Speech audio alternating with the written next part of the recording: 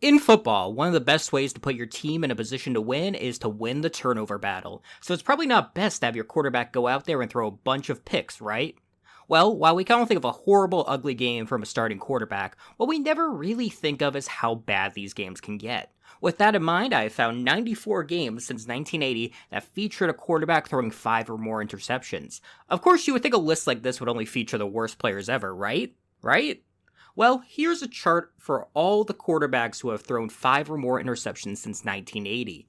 While you will see random players you've never heard of like Donald Hallis or Eric Hipple, you will see more familiar names like the Manning brothers, Matt Ryan, Tony Romo, Joe Flacco, Dan Marino, Ben Roethlisberger, Drew Brees, John Elway, and the king of interceptions and criminal himself, Brett Favre.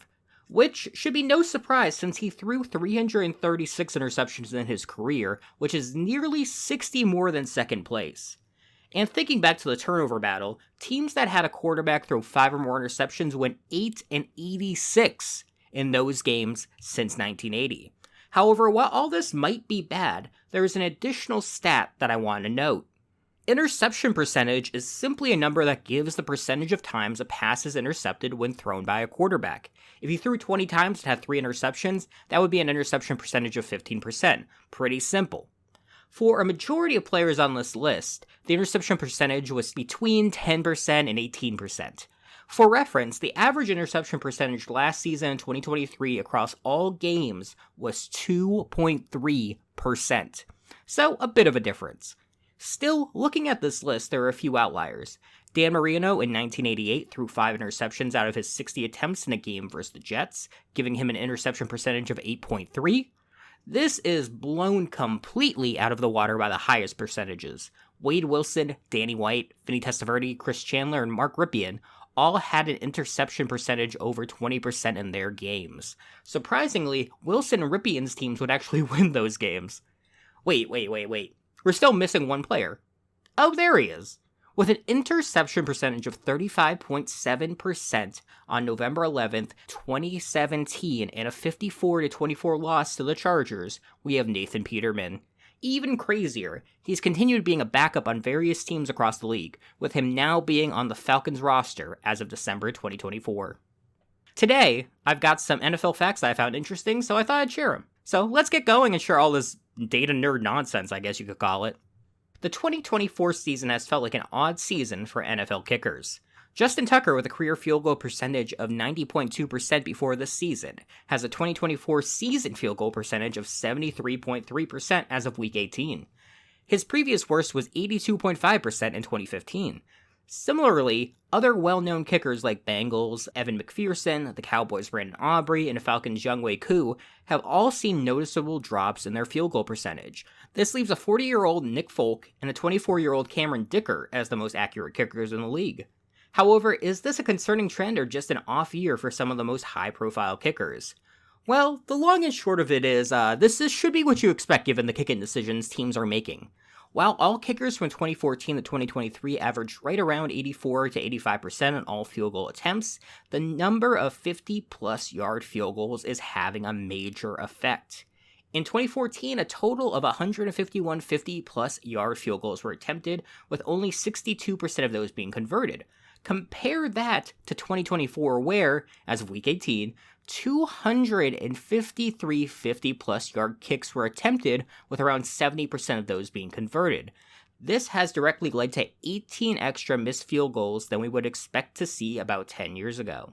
For the kickers mentioned earlier, 5 of Justin Tucker's 8 kicks have been from 50-plus. For McPherson, it's 4 of 8. For Aubrey, it's 3 of 7. And Koo, it's 3 of 9. So while it's not the only factor, it's certainly having an effect. Josh Allen is one of the most unique quarterbacks in NFL history. With one of the strongest arms in the NFL and the ability to run through defenders like a top power back, he is creating new records with both his arm and his feet. In fact, against the Lions on December 15, 2024, Josh Allen recorded his 3rd game this season with 2 passing and 2 rushing touchdowns. While it might not sound too novel, only 12 players have more than 1, and only 2 players have more than 2 of these such games: Steve Young and Cam Newton.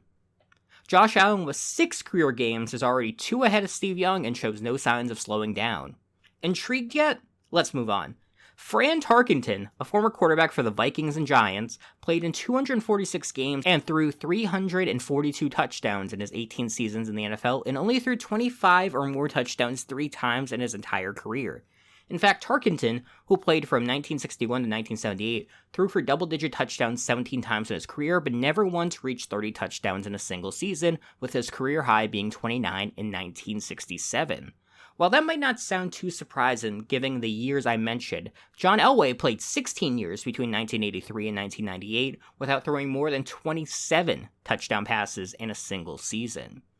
During those seasons he played, there were 21 quarterbacks who threw for 28 or more touchdowns in a single season, including 2 40-touchdown seasons by Dan Marino.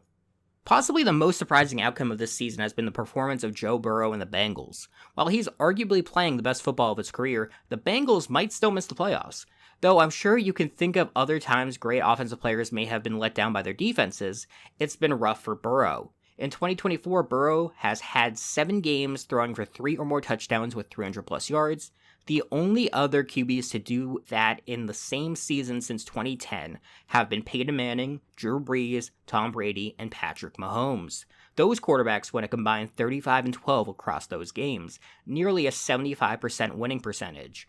For Burrow, he's 2-5. I will repeat, 2-5. His winning percentage is nearly 50% lower than what you would historically expect from someone putting up his types of performances. It gets worse, as his 5 losses in those games is the all-time record. The only 2 other quarterbacks to put up 4 are Blake Bortles in 2015 and Drew Brees in 2016. Both teams would miss the playoffs. As good as Burrow has been, Jamar Chase might be better this season. Chase is just the 4th wide receiver to have a season with over 100 receptions, 1,600 plus receiving yards, and 15 plus receiving touchdowns in NFL history. The only others to do that were Cooper Kupp, Jerry Rice, and Randy Moss. The difference? Chase still has 1 more game left in 2024. While Chase probably would want a Super Bowl ending like Kupp did in his season, it appears Jamar might end up with his year concluding more like Randy's in 2003, the first team out of the playoffs. In other words, 2 great seasons by 2 of the league's best might end up 1 game out of the playoffs. Just let that sink in.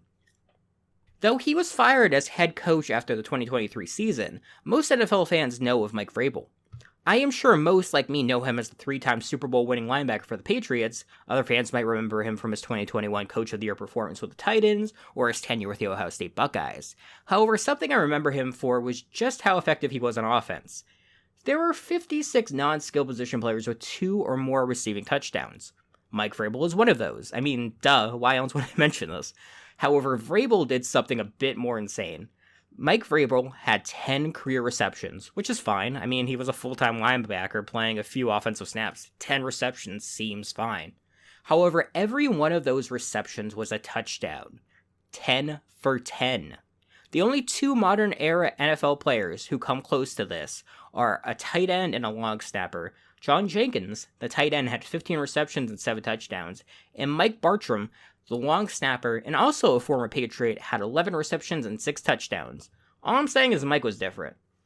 I've always been impressed by how high-scoring some NFL games can get. As much as I love a hard-fought defensive game, sometimes you just love to see teams scoring back and forth seemingly at will. Quite possibly the most incredible version of this, in my opinion, occurred during a 45-41 game on January 1st, 2012. When a 23-year-old Matthew Stafford put up an almost inconceivable 520 passing yards and 5 touchdowns, which to this day is still the 8th highest passing yard total in NFL history. And while Stafford gave just about everything he had that day, he was ultimately outdone by the Packers, led not by Aaron Rodgers, but Matt Flynn. The superior Matt that night put up 480 passing and 6 touchdowns, narrowly beating Detroit 45-41 on a touchdown pass to Jermichael Finley with 1:10 left in the 4th. These 2 Matthews combined for 1,000 yards and 11 passing touchdowns that day. There has never been another game that has featured both quarterbacks throwing for more than 400 yards and 5 touchdowns apiece. Truly incredible, and I don't know when we'll see another game like it in the regular season. Playing on your birthday is supposed to be a special moment. For some, it will never happen, just, based on how the calendar works. But for some folks, it will happen a few times in their career when the stars line up. There are 77 players in the Super Bowl era who have gotten to play an NFL game on their birthday 3 or more times, some with better success than others. Terrell Owens played in 3 birthday games on his 24th, 30th, and 35th birthdays, scoring at least 1 touchdown in each of them. On the other side of things, Mark Brunell played in 3 birthday games, turning 25, 30, and 36 in those years. Unfortunately, while T.O. would score in each of his, Brunell would throw a T.O. in each of his games. Still, there are 8 players who have lost 3 NFL games on their birthdays, with the most well-known on that list being Jerry Rice.